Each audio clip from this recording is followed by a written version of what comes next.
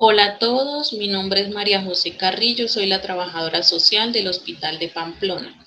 Hoy les voy a socializar el Manual de Atención al Usuario aprobado según resolución número 304 de noviembre del 2020.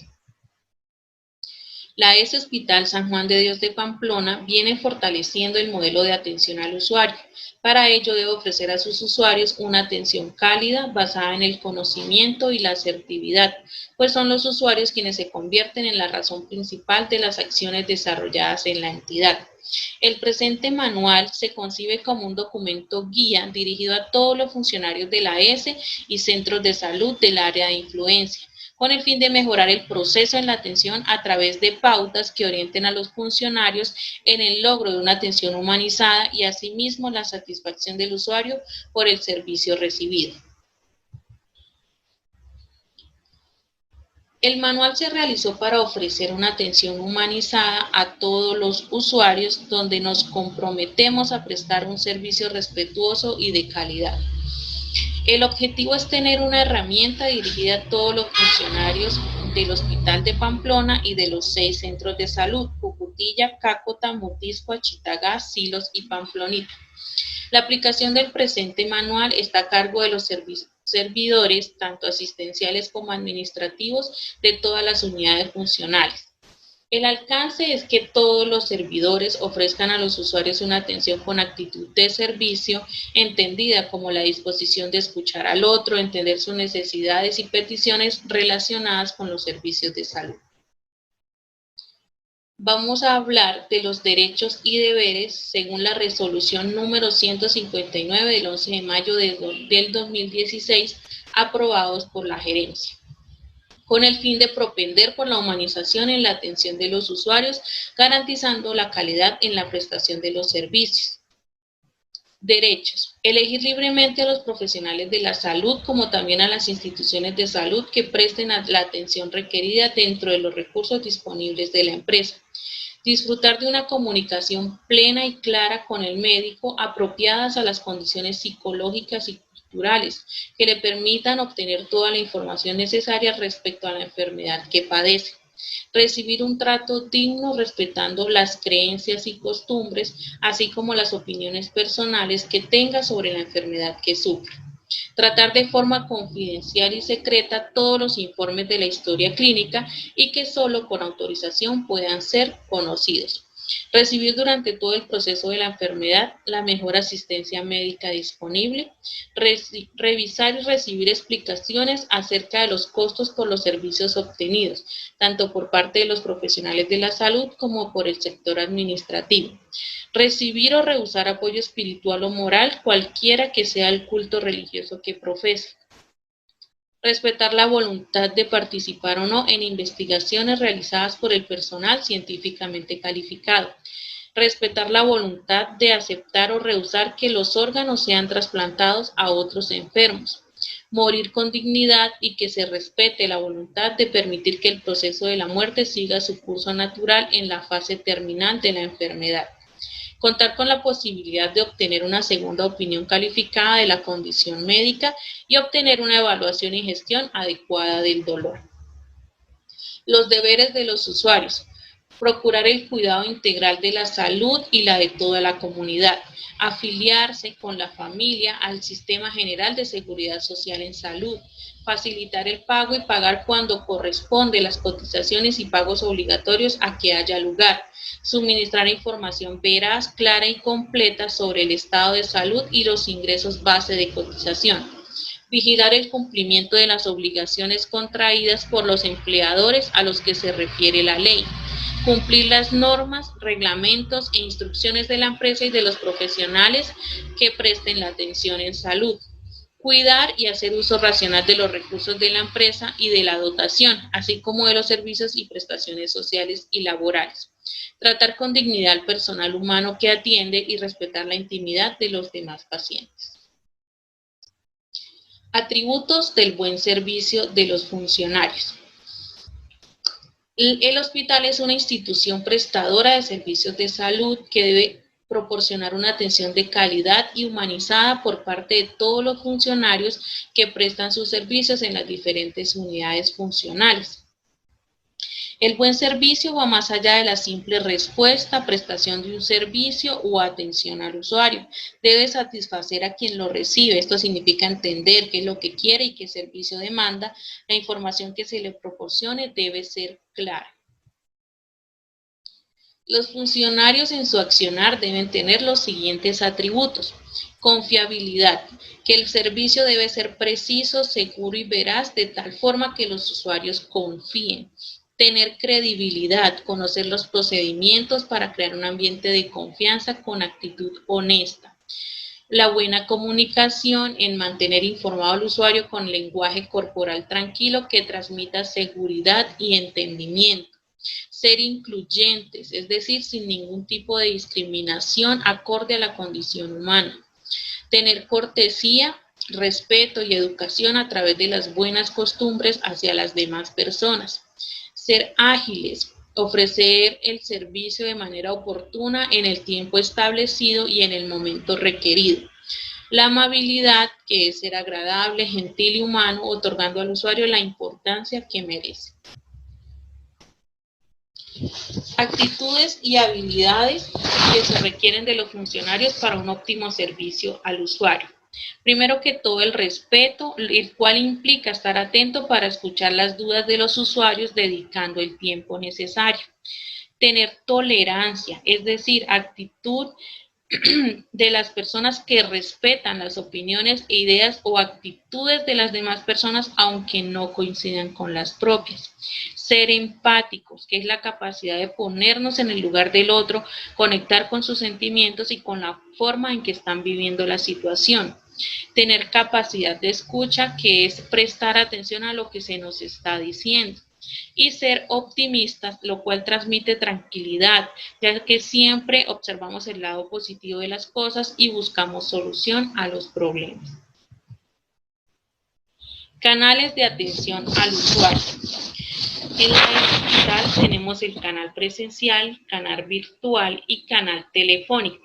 El canal presencial es la acción en la que el usuario establece una interacción física en la unidad encargada de brindar información y orientación sobre diferentes procedimientos. Tenemos el servicio de información y atención al usuario, cuyo objetivo principal es garantizar y velar por el cumplimiento de los derechos y responsabilidades de los usuarios a través de acciones que tienden a facilitar la información. La oficina está ubicada en la entrada de la institución, cuenta con un profesional en trabajo social como coordinador y con 2 auxiliares administrativos. La finalidad del CIAU es servir como estrategia para fortalecer la calidad de los servicios de la institución, informar y orientar a los usuarios sobre el uso y acceso a los servicios que presta la entidad, orientar a los pacientes y o familiares en relación con los procedimientos y trámites necesarios, evaluar permanentemente el grado de satisfacción a través de las encuestas, la recepción y trámite de las quejas, reclamos, sugerencias presentadas por los usuarios, dar apertura a los buzones de sugerencias y elaborar las actas correspondientes, realizar el consolidado de quejas, reclamos, sugerencias y felicitaciones y encuestas de satisfacción. Contamos con el servicio de facturación, en donde los funcionarios proporcionan al usuario una atención directa, verifican derechos del usuario, facturan los procedimientos, asignan citas médicas, ofrecen información sobre contratación, horarios de atención, entre otros. Asimismo, el servicio de vigilancia presta atención a los usuarios en diferentes puntos que van desde la portería hacia otras unidades funcionales dentro de la institución. El personal de vigilancia ofrece el servicio de orientación y ubicación a los ciudadanos. Canal telefónico. Debido a la actual situación de emergencia ocasionada por el COVID-19, la entidad implementó líneas de call center con el fin de mejorar la atención a los usuarios. Entonces ahí podemos solicitar los servicios para medicina general, medicina especializada, exámenes médicos, vacunación, hipertensos y diabéticos, toda la información COVID-19. Asimismo, en los centros de salud se cuenta con línea de atención telefónica. El canal virtual. El hospital ha puesto a disposición una página web hsdp.sistemapqrs.com para la recepción de peticiones, quejas, reclamos, sugerencias y felicitaciones. Asimismo, las pueden tramitar por medio del correo electrónico ciau@hsdp.gov.co. Se cuenta con red social como herramienta de interacción donde se publica información de interés general. Protocolo de atención presencial. La presentación personal influye en la percepción que tienen los usuarios frente a los funcionarios y a la institución. Por tal razón es importante tener buena presentación personal, apropiada al rol que desempeñamos, tener siempre visible el carnet que nos identifica como funcionarios de la ES. El comportamiento. Acciones como comer en el puesto de trabajo, realizar actividades como maquillarse, hablar por celular, hablar con los demás compañeros. Si no es parte de la atención solicitada, indispone al usuario y le hace pensar que la necesidad no es importante. La expresividad en el rostro, el lenguaje gestual y corporal debe ser acorde al trato verbal. En el contacto inicial siempre debemos saludar manifestando en el rostro la satisfacción de servir. Como ejemplo, buenos días, mi nombre es María José Carrillo, soy la trabajadora social, y escuchar atentamente la necesidad del usuario.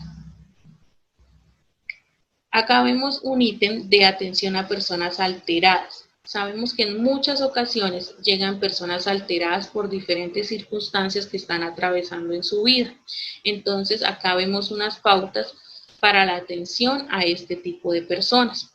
Primero, mostrar una actitud amigable, mirarlo a los ojos, no mostrarnos agresivos o furiosos, dejar que el usuario se desahogue y escucharlo atentamente, no tomar la situación como algo personal, cuidar el tono de la voz, y esto hace que puedan seguir la comunicación de mejor manera. Protocolo para la atención telefónica. Procurar contestar el teléfono antes del tercer timbre. Saludar al usuario con la fórmula S Hospital San Juan de Dios de Pamplona, buenos días, buenas tardes, dar el nombre y ofrecerle en qué se le puede colaborar. Dedicarnos exclusivamente a la atención del usuario, no interrumpirlo mientras él se encuentre hablando. Debemos hablar claro, con tono suave pero firme, buena articulación y vocalización, con el fin de que los usuarios comprendan el mensaje. A pesar de la buena voluntad, en muchas ocasiones no se le puede ayudar al usuario en lo que necesita. Si la llamada sube de tono, nunca perder el tono conciliador y tranquilo. Finalmente, despedirnos amablemente del cliente agradeciendo la llamada. Protocolo para el correo electrónico. El correo institucional no debe usarse para temas personales. Al responder debemos verificar si la respuesta se le debe enviar a todos los que enviaron el correo. Para dar respuesta a los correos es mejor redactar oraciones cortas, no usar mayúsculas sostenidas, negrillas ni signos de pregunta y admiración. El funcionario debe asegurarse que debajo de la firma aparezcan todos los datos para que el usuario lo identifique y dar mayor seguridad. Recepción de peticiones, quejas, reclamos, sugerencias y felicitaciones. Por medio del sistema PQR, los usuarios pueden presentar peticiones, quejas, reclamos, denuncias o felicitaciones, ya sea por motivos de interés general o particular. Asimismo, lo pueden tramitar por medio del correo electrónico del CIAP. Los estados por los que pasa una solicitud es: primero, se recibe y se radica en el sistema, se verifica la solicitud, se asigna a la dependencia o funcionario a la cual va dirigida, se evalúa la solicitud y se envía la respuesta. Participación social en salud. El Hospital de Pamplona dispone de veedores ciudadanos y una alianza de usuarios que está representada mediante junta directiva. Según el decreto 1757, la Alianza de Usuarios es una agrupación de afiliados del régimen contributivo, subsidiado o excepcional del Sistema General de Seguridad Social en Salud que tienen derecho a utilizar los servicios de salud de acuerdo con su sistema de afiliación, los cuales velarán por la calidad del servicio y la defensa del usuario. Las veedurías ciudadanas es un mecanismo democrático de representación que le permite a los ciudadanos o a las diferentes organizaciones comunitarias ejercer vigilancia sobre la gestión pública respecto a las autoridades administrativas, políticas, judiciales, electorales, legislativas y órganos de control. Vamos a ver los servicios que presta la ES Hospital San Juan de Dios de Pamplona, la cual es una institución de primer y segundo nivel de complejidad que ofrece servicios especializados que cubren las necesidades de salud demandadas en la ciudad. Encontramos el servicio hospitalario, quirúrgico, consulta externa, promoción y prevención, apoyo diagnóstico y urgencias.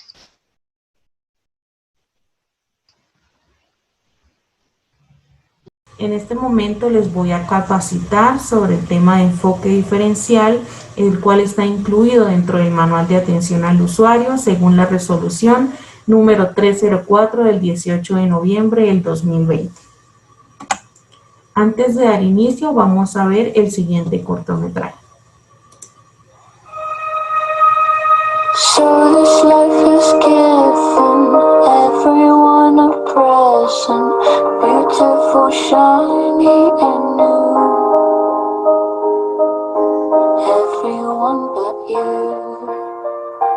Golden ribbons, diamonds line everyone's path that leads to wide open doors. Everyone's but yours. Wide open doors. Hold on, keep on, even when the road seems very long.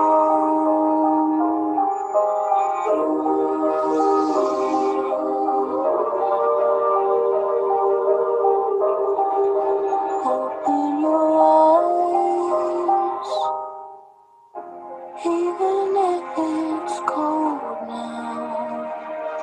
There's one thing you should know.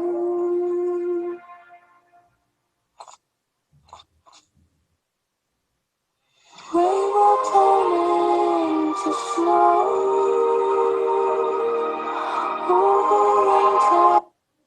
Bueno, este video nos permite identificar la importancia de la inclusión social, entendida como la tendencia a posibilitar que personas en riesgo o exclusión social tengan la oportunidad de participar de manera plena en la vida social y así puedan disfrutar de un nivel de vida adecuado. Introducción. El principio de enfoque diferencial reconoce que hay poblaciones con características particulares en razón de su edad, género, raza, etnia, condición de discapacidad y víctimas de la violencia, para las cuales el Sistema General de Seguridad Social en Salud ofrecerá especiales garantías y esfuerzos encaminados a la eliminación de las situaciones de discriminación y marginación. En la ES reconocemos la existencia de grupos poblacionales que por diferentes condiciones sociales, culturales, económicas y de salud requieren una especial atención, haciendo énfasis en la igualdad de oportunidades desde la diferencia, la diversidad y la no discriminación. En el tema de enfoque diferencial vamos a encontrar 4 grupos poblacionales divididos en las personas con discapacidad, orientación sexual, identidad de género, víctimas de la violencia y población migrante. Vamos a dar inicio con las personas con discapacidad. La Convención sobre los Derechos de las Personas con Discapacidad define a estas personas como aquellas que tienen deficiencias físicas, mentales, intelectuales o sensoriales a largo plazo que al interactuar con diversas barreras pueden impedir su participación plena y efectiva en la sociedad en igualdad de condiciones con los demás. Encontramos 4 categorías de análisis de la discapacidad desde las deficiencias. Está la discapacidad física, es la dificultad que puede presentar una persona para caminar, mantener posiciones del cuerpo o manipular objetos, debido a deficiencias físicas permanentes como debilidad muscular, pérdida o ausencia de alguna parte del cuerpo, alteraciones en las articulaciones o la realización de movimientos involuntarios. La discapacidad sensorial hace referencia a las dificultades que pueda presentar una persona en los sentidos. Se define de acuerdo con las deficiencias en cada uno de ellos. Así, la discapacidad auditiva se refiere a la dificultad para escuchar y hablar, mientras que la visual es la dificultad para percibir la luz, forma, tamaño o color de los objetos y personas. La discapacidad mental la puede presentar una persona para realizar actividades intelectuales que impliquen aprender, pensar y memorizar, mental cognitiva, o para relacionarse con las demás personas y el entorno, mental psicosocial. Está la discapacidad múltiple, cuando se presentan dos o más deficiencias de orden físico, sensorial, mental, emocional o de comportamiento que afectan significativamente la comunicación, la interacción social y el aprendizaje. Vamos a ver unos consejos para tener en cuenta en la atención a las personas con discapacidad. Siempre brinde un trato respetuoso y diferencial. Permita crear una sociedad más inclusiva y brindar un servicio oportuno y adecuado a la población con discapacidad. Sea un conocedor. Infórmese y prepárese para ayudar a crear un mundo más participativo, conociendo al menos de manera general las barreras que enfrentan las personas con discapacidad. Pregunte antes de ayudar. El que una persona tenga discapacidad no significa que no pueda valerse por sí misma. Antes de ayudar, pregunte.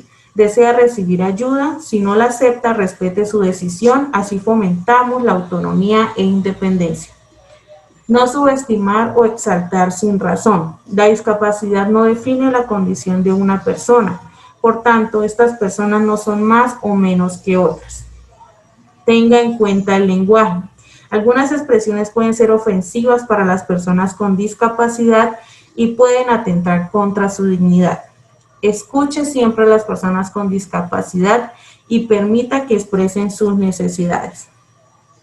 Utilice herramientas.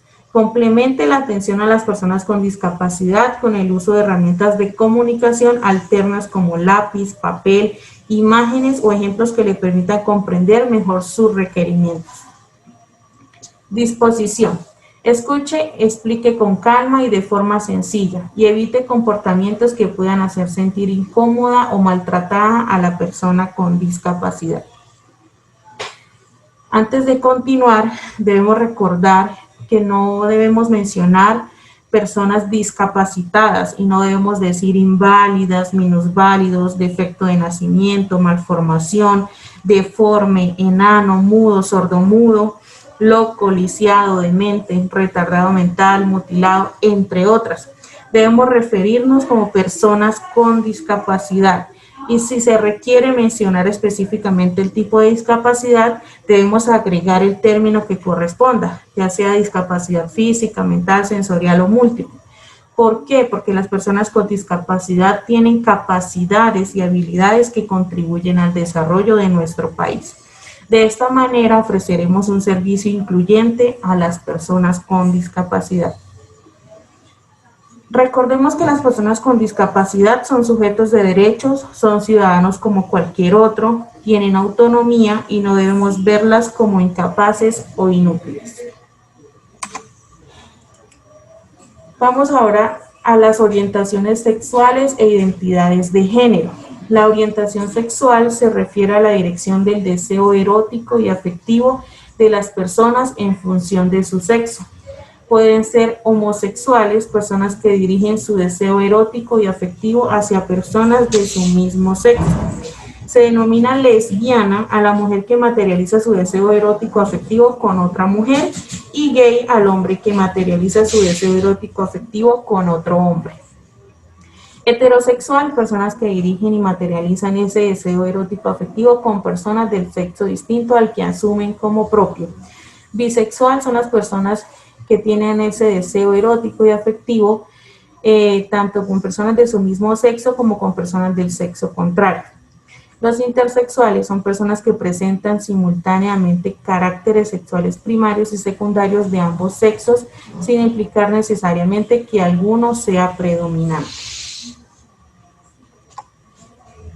La identidad de género se refiere a la forma en que cada persona se percibe a sí misma y a cómo desea ser percibida por los demás, independientemente del sexo con el que nació o del género que le fue asignado.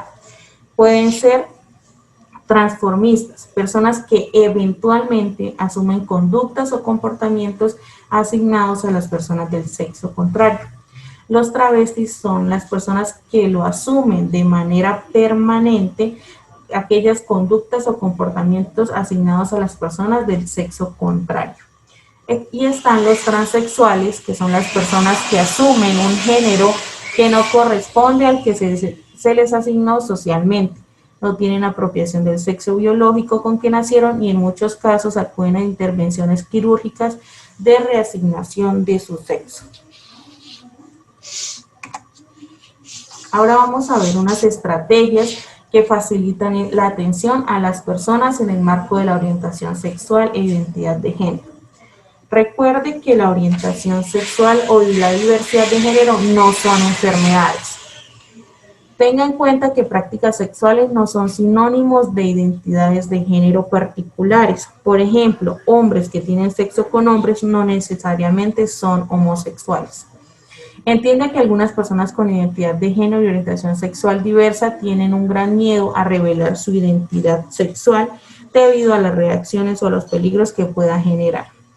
Si el objeto de la consulta tiene relación con su orientación sexual o diversidad de género, evalúe qué tan fácil es para la persona hablar de estos aspectos de su vida privada y genere espacios cómodos. Evite promulgar, comentar y visibilizar la información dada por el usuario. Evite utilizar palabras soeces o que puedan llegar a agredir al usuario y su integridad. Sepa que las personas con diversidad de género o sexual también pertenecen a diversos grupos de identidad sociocultural, por ejemplo, de raza, clase social, religión, edad, discapacidad, etc. No haga presunciones sobre la orientación sexual, el deseo de tratamiento hormonal o médico u otros aspectos de la identidad. Solicite la información al usuario siempre y cuando sea pertinente. Tenga buena disposición y actitud de confianza. Vamos a recordar que la orientación sexual no es una enfermedad. No solo los gays son amanerados y las lesbianas tienen actitudes rudas. Toda persona trans, hetero, homosexual puede tener comportamientos más masculinos o más femeninos que otros. La homosexualidad o la transexualidad no son producto de familias disfuncionales o de la ausencia de la figura materna o paterna, de algún abuso sexual o hecho traumático tampoco, y la homosexualidad y la transexualidad no son influenciables o contagiosas. Otro grupo poblacional son las víctimas. La Ley 1448 de 2011 definió las víctimas como aquellas personas que individual o colectivamente hayan sufrido un daño por hechos ocurridos a partir del 1 de enero de 1985 como consecuencia de infracciones al derecho internacional humanitario o de violaciones graves y manifiestas a las normas internacionales de derechos humanos ocurridas con ocasión del conflicto armado interno. Vamos a ver unas estrategias que facilitan la atención a estas personas. Siempre tenga en cuenta el contexto y sea empático. Evite los prejuicios. Por ejemplo, que la sexualidad femenina haya sido históricamente discriminada o que todas las personas afro son pobres o que si una persona está bien vestida no es víctima o no requiere reparación. Genere espacios de diálogo y confianza en condiciones que garanticen la confidencialidad de la información que se maneja. Evite el trato en términos de inferioridad o la utilización de expresiones que nieguen la capacidad de la persona para definir su proyecto de vida o sus necesidades. Evite la utilización de tecnicismos en la explicación de los procedimientos y servicios. Permita que la persona se exprese con libertad y tranquilidad. Preste atención al relato y muestre interés. Mantenga el contacto visual. Si la víctima entra en un estado de crisis emocional, no intente calmarla con expresiones que minimicen la situación, como no se preocupe o todo está bien.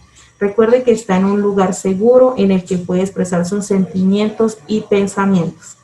El trato hacia la víctima debe ser siempre respetuoso de su dignidad. Todas nuestras acciones y comportamientos deben estar orientados a su dignificación. Evitar la victimización secundaria o revictimización derivada de las relaciones de la víctima con entidades. Finalmente vamos a hablar de la población migrante. El Ministerio de Salud y Protección Social ha solicitado a todas las entidades del sistema de salud coordinar los servicios para garantizar la atención de migrantes de la República Bolivariana de Venezuela, especialmente aquellos en situación de vulnerabilidad como lo son niños, adolescentes, mujeres embarazadas y lactantes, habitantes en calle, personas con discapacidad, adulto mayor y en situación migratoria irregular.